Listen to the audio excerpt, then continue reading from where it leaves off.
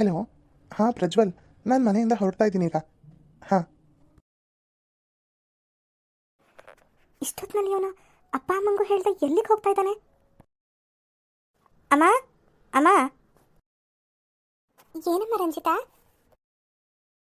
ಅಮ್ಮ, ಅಣ್ಣ ಇಷ್ಟೊತ್ತಿನಲ್ಲೆಲ್ಲ ಹೋದ? ನಿನಗೇನಾದರೂ ಹೇಳ್ಬಿಟ್ಟು ಹೋದ್ನಾ? ಇಲ್ವಲ್ಲ, ನನಗೇನು ಹೇಳಲಿಲ್ಲ. ಅದೇನೋ ಫೋನಲ್ಲಿ ಮಾತಾಡ್ಕೊಂಡು ಇವಾಗ ಬರ್ತಾ ಇದ್ದೀನಿ ಅನ್ಕೊಂಡು ಹೋದ್ನಪ್ಪ. ನೋಡು ರಂಜಿತಾ, ಅವನು ನಮ್ಗಳ ಬಗ್ಗೆ ಎಲ್ಲ ಯೋಚನೆ ಮಾಡಿದ್ರೆ ನಾವು ಅವನ ಬಗ್ಗೆ ಯೋಚನೆ ಮಾಡ್ಬೋದು. ಹೇಳ್ದೆ ಕೇಳ್ದೆ ಇಷ್ಟ ಬಂದಂಗೆ ಆಚೆ ಕಡೆ ಹೋಗ್ತಾನೆ, ಇಷ್ಟ ಬಂದಂಗೆ ಮನೆಗೆ ಬರ್ತಾನೆ. ಏನಾದರೂ ಮಾಡ್ಕೊಳ್ಳಿ. ಸರಿ, ನೀನು ಇದ್ರ ಬಗ್ಗೆ ಎಲ್ಲ ಜಾಸ್ತಿ ತಲೆ ಕೆಡ್ಸ್ಕೊಬೇಡ, ಆರಾಮಾಗಿ ಹೋಗಿ ಮಲ್ಕೋ. ಸರಿ ಅಮ್ಮ.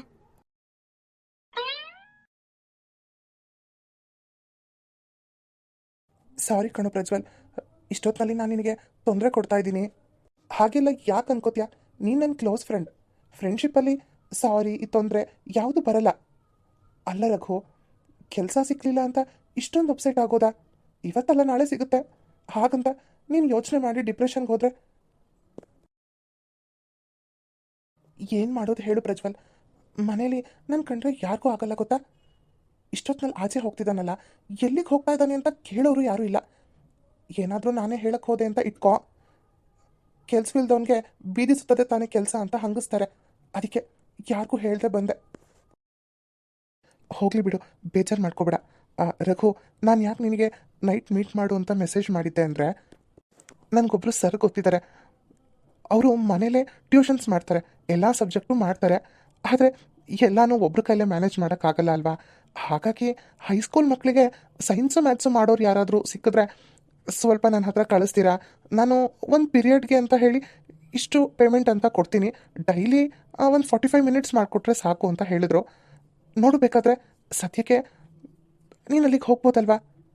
ದುಡ್ಡು ಸಿಗುತ್ತೆ, ಇನ್ನು ಬಾಕಿ ಟೈಮಲ್ಲಿ ಇನ್ನೇನು ಬೇರೆ ಕೆಲಸ ಹುಡ್ಕೋಬೋದು ಅಂತ ಯೋಚನೆ ಮಾಡೋಕ್ಕೆ ಟೈಮು ಸಿಗುತ್ತೆ. ಏನಂತೀಯ? ಸರಿ ಕಣೋ, ಆಯಿತು, ಅದಕ್ಕೇನಂತೆ. ಸರಿ, ಹಾಗಿದ್ರೆ ನಾಳೆ ಬೆಳಗ್ಗೆ ನಾನು ಅವ್ರಿಗೆ ಒಂದ್ಸರಿ ಫೋನ್ ಮಾಡಿ ನನ್ನ ಫ್ರೆಂಡ್ನ ಎಷ್ಟೊತ್ತು ಕಳಿಸ್ಲಿ ಅಂತ ಕೇಳ್ತೀನಿ. ಅವ್ರು ಹೇಳಿದ್ಮೇಲೆ ಅವ್ರ ಅಡ್ರೆಸ್ಸು ಟೈಮಿಂಗ್ಸ್ ಎಲ್ಲ ನಿಮಗೆ ವಾಟ್ಸಪ್ ಮಾಡ್ತೀನಿ, ಸರಿನಾ? ಸರಿ Prajwal, thank you so much ಕಣೋ. ಇಟ್ಸ್ ಓಕೆ ಕಣೋ, ನೀನೇ ಮನೇಲಿ ಟ್ಯೂಷನ್ಸ್ ಮಾಡ್ಬೋದು, ಅದಕ್ಕಲ್ಲ. ಆದರೆ ನೀನು ಇವಾಗ ಶುರು ಮಾಡಿ ಅದು ತುಂಬ ಜನಕ್ಕೆ ರೀಚ್ ಆಗೋ ಅಷ್ಟೊತ್ತಿಗೆ ಇನ್ನೂ ಟೈಮ್ ಬೇಕಲ್ವಾ? ಆಲ್ರೆಡಿ ಸರ್ರು 2 ವರ್ಷದಿಂದ ಮಾಡ್ತಾ ಇರೋರು, ಅವರಿಗೆ ತುಂಬ ಜನ ಕಾಂಟ್ಯಾಕ್ಟ್ಸ್ ಇರ್ತಾರೆ. ಹಾಗಾಗಿ ನಿನಗೂ ಬೇಗ ಬೇಗ ಹೆಲ್ಪ್ ಆಗಲಿ ಅಂತ ಹೇಳಿದೆ ಅಷ್ಟೇ. ಹೌದು, ನೀನು ಹೇಳೋದು ನಿಜನೇ. ಸರಿ, ಹಾಗಿದ್ರೆ ನಾನಿನ್ನು ಬರಲಾ? ಸರಿ Prajwal, once again thank you so much. Bye, good night. It's okay, bye, all the best. Thank you.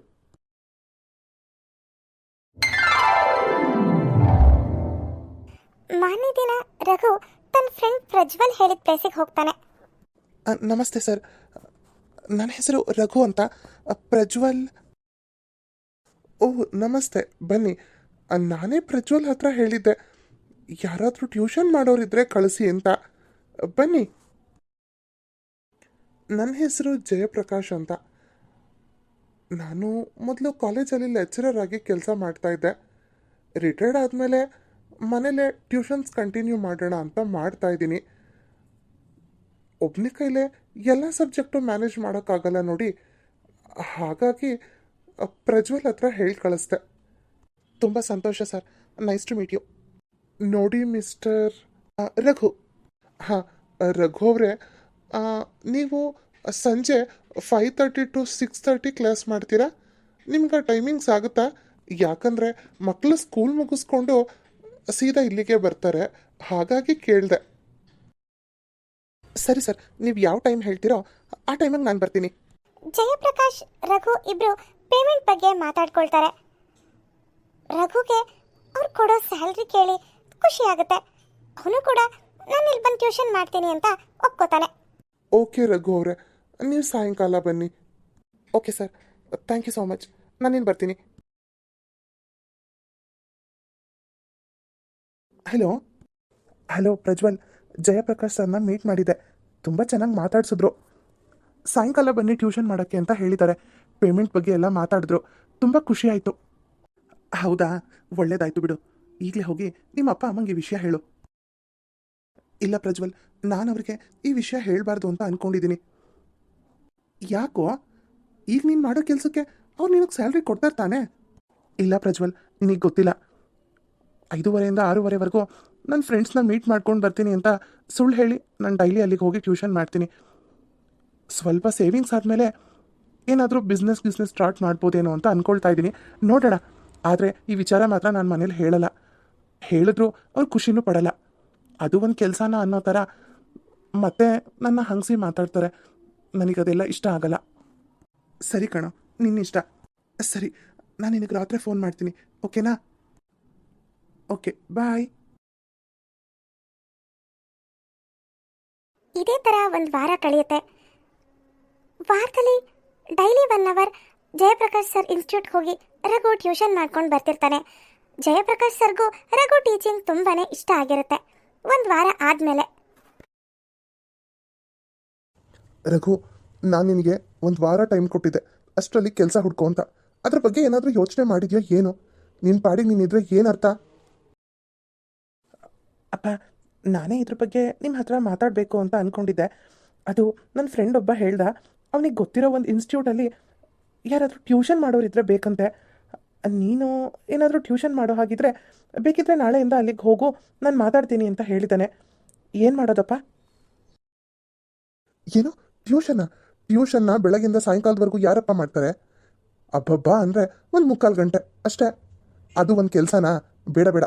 ನೋಡು, ಬೆಳಗಿಂದ ಸಾಯಂಕಾಲದವರೆಗೂ ಬ್ಯುಸಿ ಇರಬೇಕು ಅಂಥ ಕೆಲಸ ಯಾವುದಾದ್ರೂ ಇದ್ದರೆ ಹುಡುಕೋ. ನನಗೆ ಗೊತ್ತಿತ್ತು ಇವರು ಟ್ಯೂಷನ್ ಮಾಡೋಕ್ಕೆ ಒಪ್ಕೊಳ್ಳಲ್ಲ ಅಂತ. ಅದಕ್ಕೆ ನಾನು ಇವ್ರ ಹತ್ರ ಆ ವಿಚಾರ ಹೇಳಲಿಲ್ಲ. ಏನು ಯೋಚನೆ ಮಾಡ್ತಿದ್ಯಾ? ಹೇಳಿದ್ ಕೇಳಿಸ್ತಾ? ನಿನ್ನ ತಂಗಿದು ಇನ್ನೇನು ಓದ್ ಮುಗಿತಾ ಬಂತು, ಆದರೂ ನಿನಗೊಂದು ಕೆಲಸ ಸಿಕ್ಕಲಿಲ್ಲ. ಅಪ್ಪ, ನಾನು ಪ್ರಯತ್ನ ಪಡ್ತಾನೆ ಇದ್ದೀನಲ್ವಾ? ಏನು ಪ್ರಯತ್ನ ಪಡ್ತಿದ್ಯೋ ನನಗಂತೂ ಗೊತ್ತಿಲ್ಲ. ಯಾವಾಗ ನೋಡಿದ್ರು ಟೆನ್ಷನ್ ಇಲ್ಲದೆ ಆರಾಮಾಗೇ ಇರ್ತೀಯಪ್ಪ. ಸರಿಯಪ್ಪ, ಇನ್ಮೇಲೆ ಇನ್ನೂ ಸೀರಿಯಸ್ ಆಗಿ ಹುಡ್ಕೋಕೆ ಟ್ರೈ ಮಾಡ್ತೀನಿ. ರೀ, ನೀವು ಎಷ್ಟೇ ಹೇಳಿದ್ರು ಅವ್ನು ಸೀರಿಯಸ್ ಆಗಂತೂ ಕೆಲಸ ಹುಡ್ಕಲ್ಲ. ನೀವು ಓದೋ ಶಂಕ ಓದ್ತಾನೆ ಇರಿ, ಅವ್ನ ಪಾಡಿಗೆ ಅವನು ಆರಾಮಾಗಿರ್ತಾನೆ. ಅದೇನೋ ಸರಿ, ಆದರೂ ಅವ್ನು ಯಾಕೆ ಇಷ್ಟು ಲೇಸಿಯಾಗಿದ್ದಾನೆ ಅಂತಲೇ ನನಗೆ ಅರ್ಥ ಆಗ್ತಿಲ್ಲ. ರೀ, ಹೀಗೆ ಮಾಡಿದ್ರೆ ಹೇಗೆ? ರಘುಗೆ ಮದುವೆ ಮಾಡಿಬಿಡೋಣ. ಏನು ಮಾತಾಡ್ತಿದ್ಯಾ ರಾಧಾ? ಅವ್ನಿಗಿನ್ನೂ ಕೆಲಸ ಸಿಕ್ಕಿಲ್ಲ ಅಂತ ಯೋಚನೆ ಮಾಡ್ತಾ ಇದ್ದೀವಿ, ನೀನಾಗಲೇ ಮದುವೆ ಬಗ್ಗೆ ಮಾತಾಡ್ತಿದ್ಯಲ್ಲ. ಇನ್ನೇನು ಮಾಡೋದು? ನಾವು ಹುಡುಗಿನ ಹುಡುಕ್ತಾ ಇದ್ದೀವಿ ಅಂತ ಅವನಿಗೆ ಗೊತ್ತಾದ ಮೇಲಾದರೂ ಒಂದು ಕೆಲಸ ಹುಡ್ಕೋತಾನೇನೋ ಅಂತ ಅಷ್ಟೇ. ಇಲ್ಲ ಇಲ್ಲ, ಅದೆಲ್ಲ ಆಗಲ್ಲ. ಮೊದಲು ಅವನು ಕೆಲಸ ಹುಡ್ಕೊಳ್ಳಿ, ಆಮೇಲೆ ಮದುವೆ ಬಗ್ಗೆ ಯೋಚನೆ ಮಾಡಿದ್ರೆ ಆಯಿತು. ರೀ, ನನ್ನ ಮಾತು ಕೇಳಿ. ಹೇಗೂ ನಾವು ಮನೆ ಕಡೆ ತುಂಬ ಚೆನ್ನಾಗಿದ್ದೀವಿ, ಅದನ್ನ ನೋಡ್ಕೊಂಡಾದ್ರೂ ಹುಡುಗಿ ಕೊಡ್ತಾರಲ್ವಾ? ಹೆಂಡತಿ ಬಂದಮೇಲೂ ಯಾವ ಗಂಡಸರು ಉಡಾಫೆ ಥರ ಇರಲ್ಲ. ಯಾವುದಾದ್ರೂ ಒಂದು ಕೆಲಸ ನೋಡ್ಕೊಳ್ತಾರೆ ತನ್ನ ಹೆಂಡತಿಗೋಸ್ಕರನಾದರೂ. ಇಲ್ಲ ಅಂದರೆ ಹೆಂಡತಿ ಬಿಡ್ತಾಳಾ?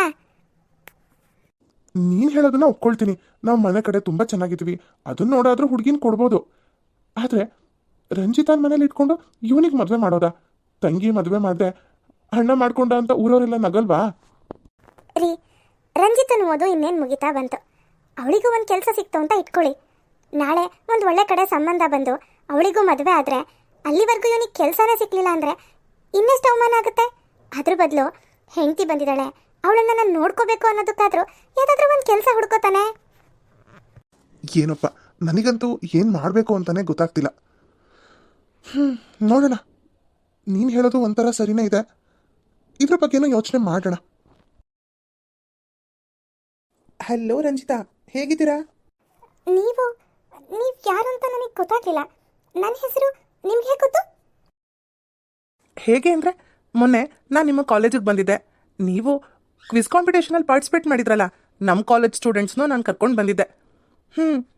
ಎಲ್ಲ ಬುಕ್ಸು ನೀವೇ ಹೊಡ್ಕೊಂಡ್ಬಿಟ್ರಿ. ನನಗಂತೂ ತುಂಬ ಖುಷಿ ಆಯಿತು. ಕಂಗ್ರಾಟ್ಸ್. ಅವತ್ತೇ ಹೇಳೋಣ ಅಂತ ಅಂದ್ಕೊಂಡೆ, ನೀವು ಮತ್ತೆ ಎಲ್ಲೂ ಕಾಣಿಸ್ಲೇ ಇಲ್ಲ. ಹಾಗಾಗಿ ಇವತ್ತು ಹೇಳ್ತಾ ಇದ್ದೀನಿ. ನಿಮ್ಮ ಹೆಸರು? ನನ್ನ ಹೆಸರು ರಾಜೀವ್ ಅಂತ. ನಾನು ಕಾಲೇಜಲ್ಲಿ ಲೆಕ್ಚರರ್ ಆಗಿ ವರ್ಕ್ ಮಾಡ್ತಾ ಇದ್ದೀನಿ. ಹಾಗಾಗಿನೇ ನಾನು ನಮ್ಮ ಕಾಲೇಜ್ ಸ್ಟೂಡೆಂಟ್ಸ್ನ ಕ್ವಿಜ್ ಕಾಂಪಿಟೇಷನ್ಗೆ ಅಂತ ಕರ್ಕೊಂಡು ಬಂದಿದ್ದೆ. ಓಕೆ. ನೀವವತ್ತು ತುಂಬ ಚೆನ್ನಾಗಿ ಭಾಗವಹಿಸಿದ್ರಿ ಕಾಂಪಿಟೇಷನಲ್ಲಿ.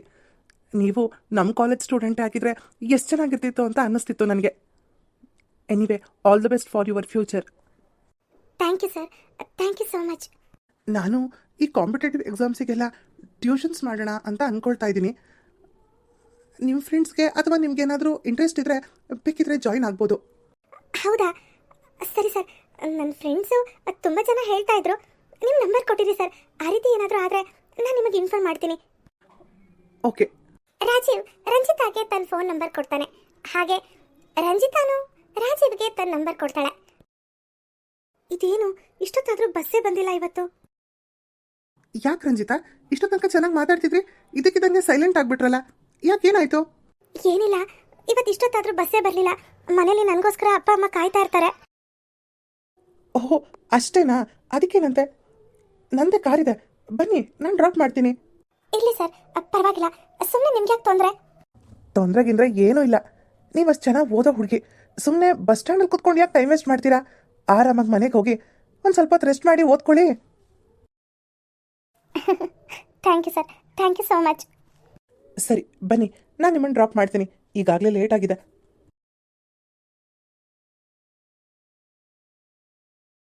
ರಾಜೀವ್ ಡ್ರೈವ್ ಮಾಡ್ತಿದ್ರೆ ರಂಜಿತಾ ಅವ್ರನ್ನೇ ನೋಡ್ತಾ ಇರ್ತಾಳೆ.